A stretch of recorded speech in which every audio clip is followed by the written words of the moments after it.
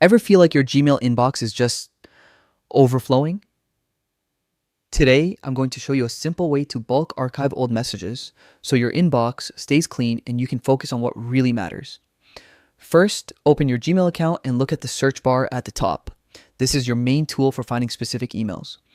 We're going to use it to locate all messages received before a certain date. Type in before 2025-04-14 to filter emails received before April 14th, 2025. You can adjust this date based on what you want to archive. This is perfect if you want to declutter without deleting anything important. Once your emails are filtered, it's time to select them. Click the small checkbox at the top left of the email list. This selects all visible emails on the page, but if you have more emails than fit on one page, don't worry.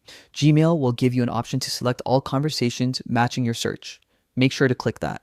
Next, hit the Archive button. It looks like a small box with a downward arrow above your email list. Click it, and just like that, all selected emails are safely archived. They're removed from your main inbox, but still accessible in all mail or via search. And that's it. In just a few steps, you've cleared your inbox and made Gmail work smarter for you. Regularly archiving old messages can dramatically improve productivity and keep your digital life organized. Give it a try and enjoy a clutter-free inbox.